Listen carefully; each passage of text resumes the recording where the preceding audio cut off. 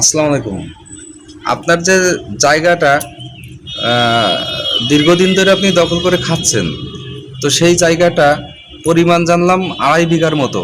তো এখন ওই জমিটা বেদখল, মানে যে দখল করেছে কিভাবে করেছে এবং কে, বিষয়টি আপনি একটু আমাদের বলেন।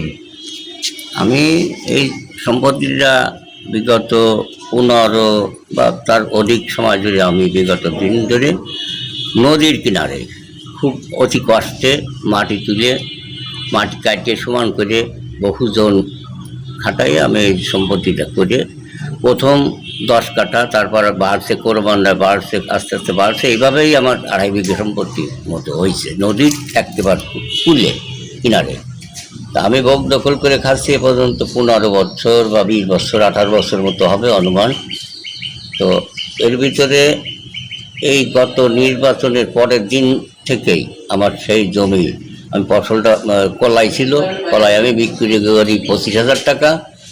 এই 25,000 টাকার কলাই তারা খাওয়াতে পারি নেই, আমার 5,000 টাকা নগদ দিয়েছিল। পরবর্তীকালে তারা সেই কলাইটা তুলে নিয়ে যায় এবং আমরা সেই হুমকি দিয়েছে, আমরা সে বইয়ের কাছে আর যাই নেই, গোলমাল ফেসাদ হবে বুঝলে, ওইটা আমরা সেই বইয়ের কাছে যাই নেই। তারা দখল করে পাটবো নিছে। মানে এই দখলটা হয়েছে আপনার এই যে কিছুদিন আগে যে জাতীয় সংসদ নির্বাচন হয়েছে, তারপরের দিন, নির্বাচনের পরের দিন। তো এই দখলটা কে করেছে? রিজাউল কাজী, বাপের নাম আছে কিন্তু চান মিয়া কাজী, এ দখল করেছে। বাড়ি কোথায়? ইসলামপুর। উনি কি এই জমির কোনো আগে পরে এরকম দখল টখল করেছেন? হ্যাঁ, আগে বহু জমি আছে, 30 বিঘের কম না, অন্তত 30 বিঘে সম্পত্তি সে দখল করে খাচ্ছে।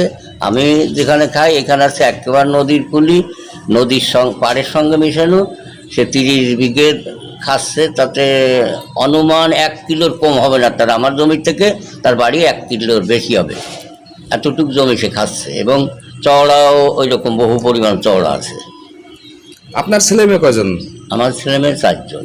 মানে আপনার এখন এই চলতে খুব কষ্ট হচ্ছে? কষ্ট হয় এই জমিটা চলে যাওয়ার পরে আমার সম্পত্তির ভিতরে ওই সম্পত্তিটুকুই সম্পত্তি। তো এখন কি আপনি এই বিষয়কে আইনের উপরে কোনো বিশ্বাস বা আস্থা বিচার চান কিনা? এই বিষয়ে আমি আইনি কাছে আমার অনুরোধ যে সঠিক এর একটা বিচার হোক, এটা আমি আশা করি।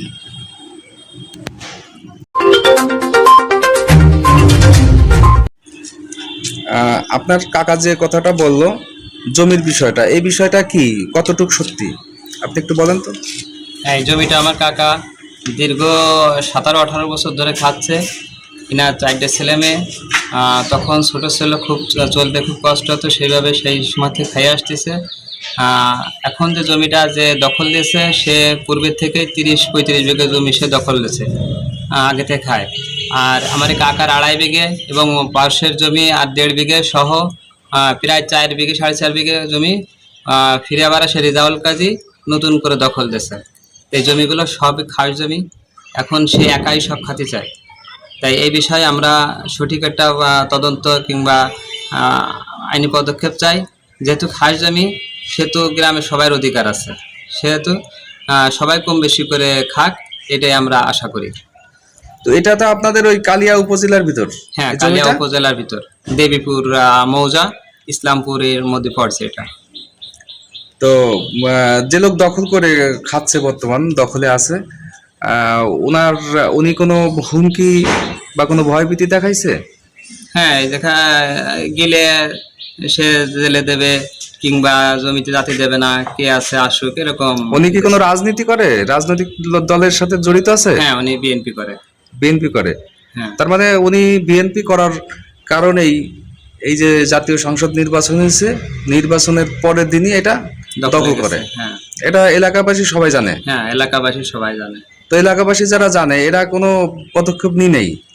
এখানে এলাকাবাসী পদক্ষেপ নিতে গেলে ঝামেলা হয়, এই জন্যে চাচ্ছে যে আইনি ভাবে কোনো সুরা হোক, যাতে এলাকায় কোনো ঝামেলা না হয়।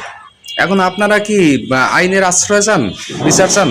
হ্যাঁ, আমরা আইনে বিচার চাই।